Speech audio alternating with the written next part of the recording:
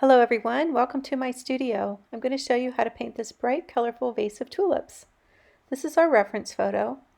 It's very, very red. The tulips are red, the background is red, the floor that the vase is sitting on is red, or the table I should say, and I wanted to make it more interesting and more colorful. But I just love the feeling of this photo, and I love the glow on the tulips. So I wanted to be sure to capture that glow and then accentuate it by putting in a background that has a lot of complementary colors.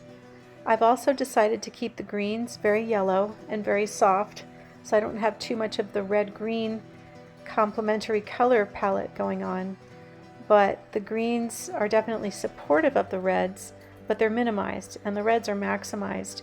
And then the soft background of blues, violets, pinks, and yellows helps to support the rest of the colors. So let's get started.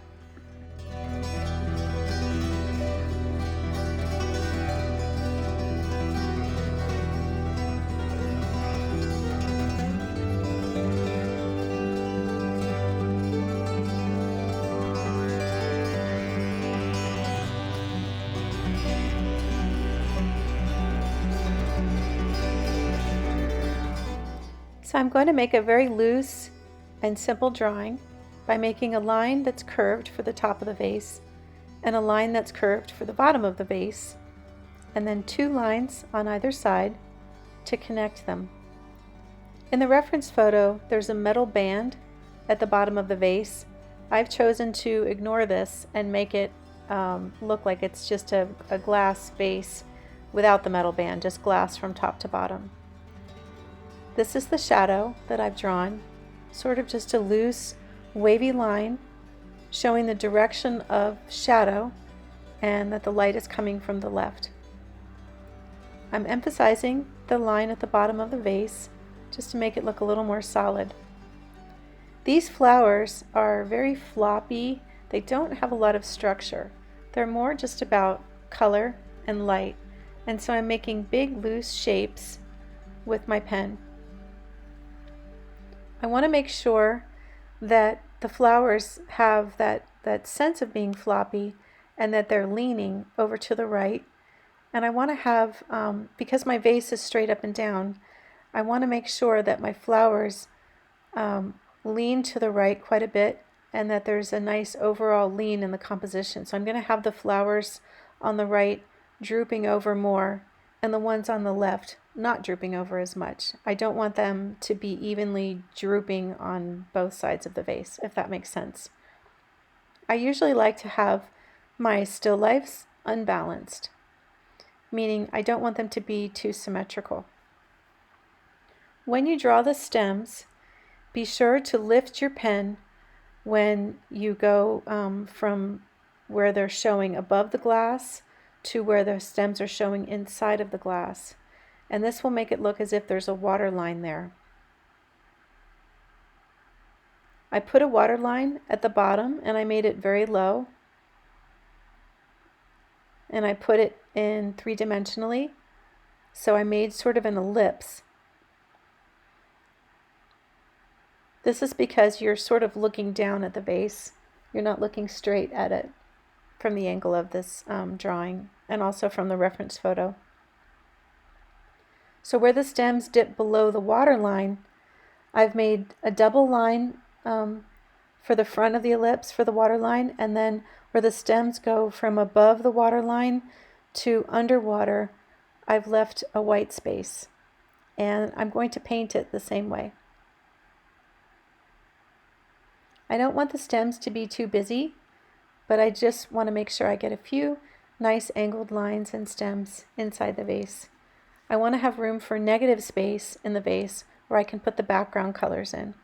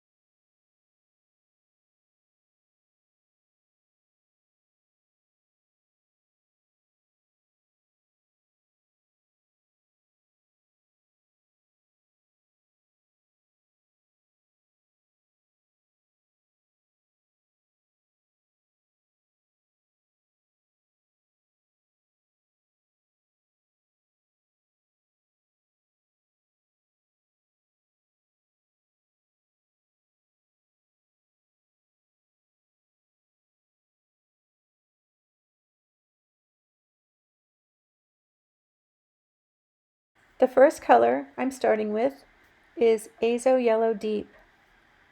I thought about using New Gamboge, but Gamboge is a little bit more green than Azo Yellow Deep, and so I decided to save the Gamboge to use in the stems.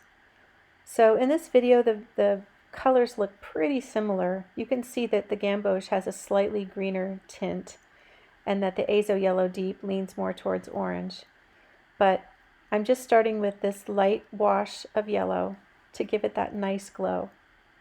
Next, I'm going to use cadmium orange, and I'm going to mix it with cadmium red. And I'm going to paint these nice bright red tulips. This is where you need to be brave with color and not use too much water. You want bright, bold reds, and it helps to get the color right the first time. I find a lot of my students are very cautious, especially when it comes to red, and they want to add a lot of water and put the red down really lightly. But you need to really go for it with this color. If you end up putting it down too lightly and then you're not happy with it and you want to come back in and add more red later, you can, but it won't have that fresh watercolor washy look that is so appealing. So this is why I say try to get it right the first time. Try to really be brave with the color. And I know when you're looking at all this white paper and you're starting to paint those first red flowers, it just seems like, oh, what have I done? You know, it's so red. But just trust yourself that you're going to be doing a really colorful painting this time. I'm also using Madder Lake. So this flower I'm starting with a deeper red because this one is more in shadow, and so I'm using Madder Lake. And while I was talking about the use of red, I also used some permanent red violet in the flower up above. So I'm using all the reds and oranges at my disposal.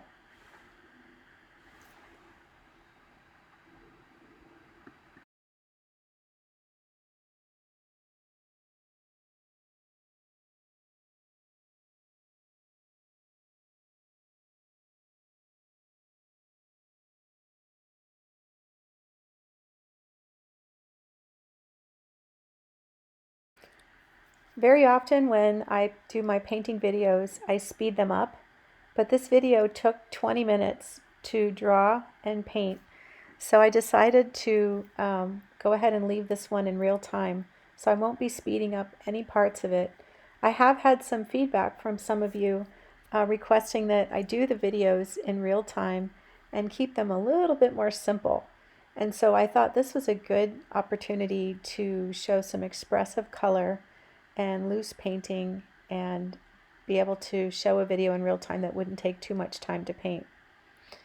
So back to the painting, I'm using a mixture of Madder Lake and permanent red violet, and I'm being sure to leave white spaces because I want the flowers to look like they are glowing, but I do still like to leave bits of white here and there. Just kind of gives the painting some sparkle, and I think it also allows for the viewer to receive all of these bright colors more readily if there are little bits of white left.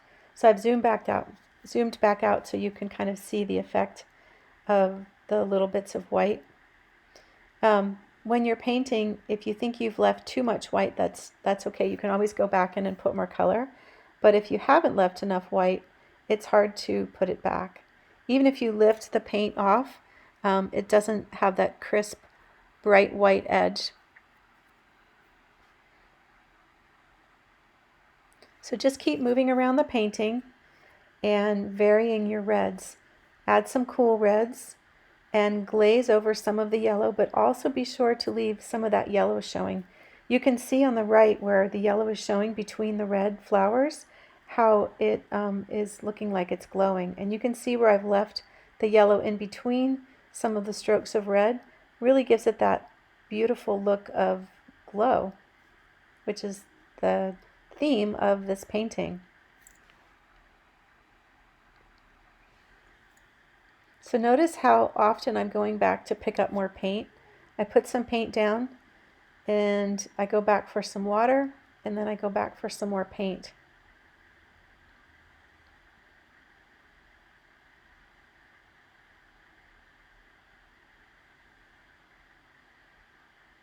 So at this point, if you've gotten all this red color down, you should be pretty used to it by now.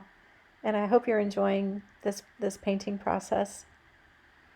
I'm coming back in now with a little more cadmium orange to emphasize the lighter red flower at the top.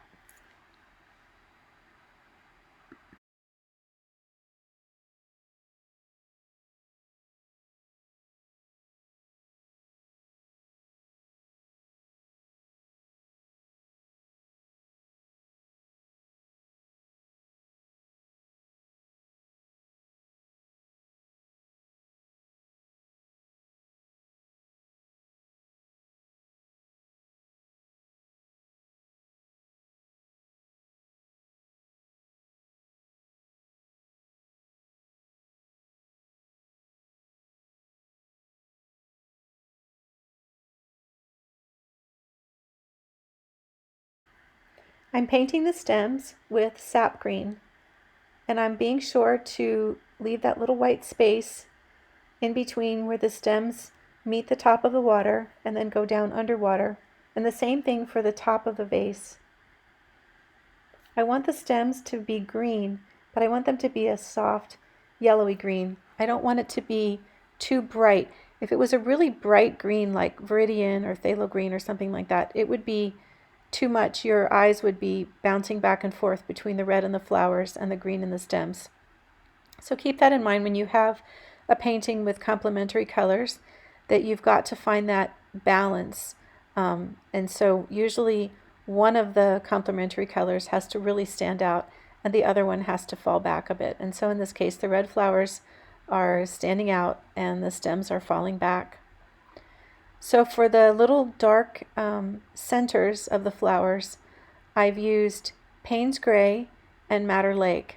So I wanted it to be a reddish dark, and I'm applying it very sparingly. I don't want to have too much detail. If I tried to make them too detailed, then it would mean that I would have to also go back and add more detail to the petals, which I don't really want to do. I want this painting to be just loose, colorful, and fun. So just add a few of those in.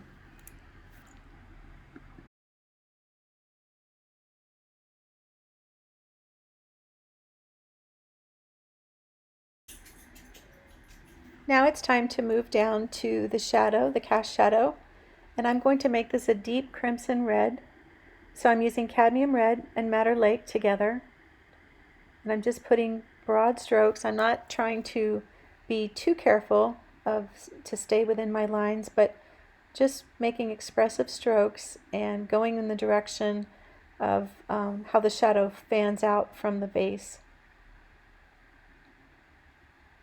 So I've started a bit further from the vase because I'm going to bring the shadow right up to the bottom of the vase, but I'm planning to add some mauve to that portion of the shadow. So when an object is casting a shadow, the shadow is usually darkest where it meets the object casting the shadow. And then as the shadow moves away from that object, it usually becomes lighter and the edges become more diffused. And so that's why I'm going to make it really dark where it meets the vase and then lighter at the outer edges. So when you get to the outer edges, just add a bit more water to the red to make it lighter. Behind the red shadow, I'm putting Azo Yellow Deep with quite a bit of water and leaving lots of white spaces. I'm also being careful not to come too close to the red shadow, so I'm leaving a little bit of a white halo around the red where the yellow meets the red. And this just sort of falls in line with this style that I do when I'm painting and leaving lots of white. So now I'm adding the darker red to the bottom of the vase. So I will have a couple places where the edges touch, where the red edges touch the yellow. I've got one over on the left here, but for the most part, I'm leaving white spaces in between.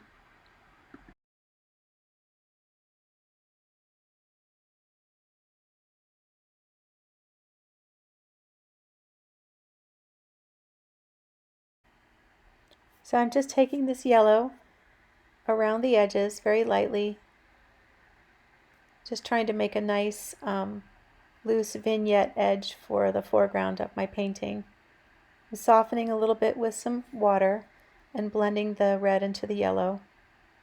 Now I'm going to come in with the mauve underneath the vase and make that really dark accent.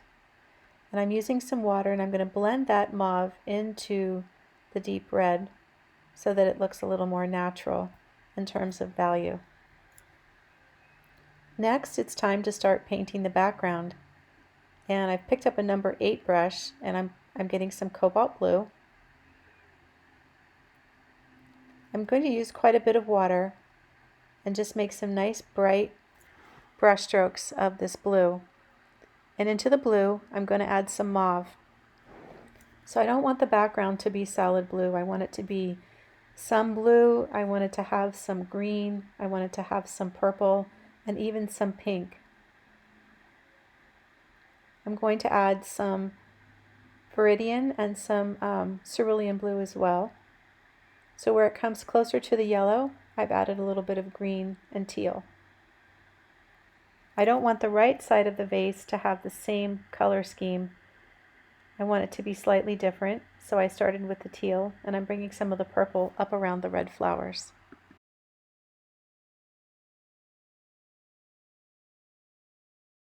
So I decided that on the right side, I would like the background to have a soft edge and blend into the yellow, but I put a little too much green and I got a little bit of red mixed up with it accidentally, so that's why you saw me put that stroke of paint down and then dry my brush and pull that paint back off with my brush. So now I'm just going to blend and soften that edge a little bit more using the viridian green and some water.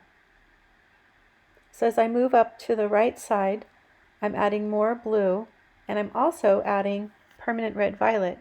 And you might think, why would I add permanent red violet when there's permanent red violet mixed in with the flowers?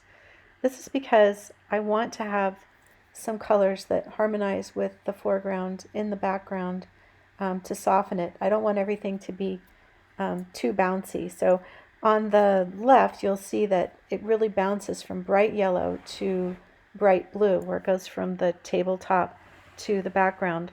And on the right, it's a softer transition. And I want to have that variety in my painting. I want to have some areas of soft transition and some areas of harmony, and I want to have some areas where things really pop. So it's good to always think about that when you're painting and making color choices of how you want those colors to feel in your painting and what's your objective as far as edges and what you want to make stand out and so on.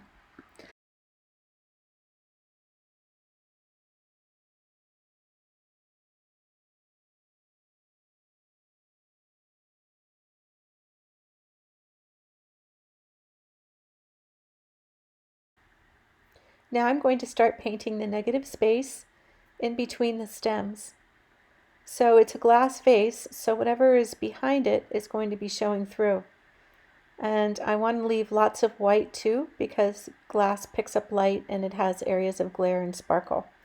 So to indicate that visually with watercolor, that means leaving whites here and there. So I'm going along the water line, and I definitely want to leave a white edge between the water line, not the water line, the top of the vase and where the stems come out of the vase. I'm going to do the same thing for the water line at the bottom.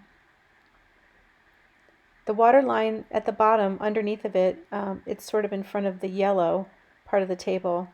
So I'm just making this up, of course, because in the reference photo, there's a brass ring around it, and mine is just glass. So I'm just using common sense and thinking, well, if it was glass, I would be able to look through the glass and see the yellow of the table. So I shifted from putting blue and green in the negative space to putting yellow. So I looked at the painting and I thought it needs just a little more yellow around the top, and so I've gone in with some cadmium yellow, medium, and also some azo yellow deep.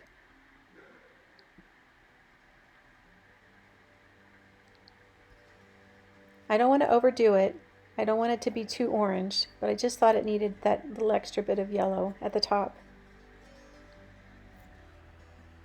Whenever you're at the finishing stages of a painting, take your time and go slowly. Thank you so much for subscribing, and I hope you enjoyed watching this colorful video, and I hope that you are brave and paint a nice bright colorful floral yourself and enjoy just the thrill of painting with really bright colors.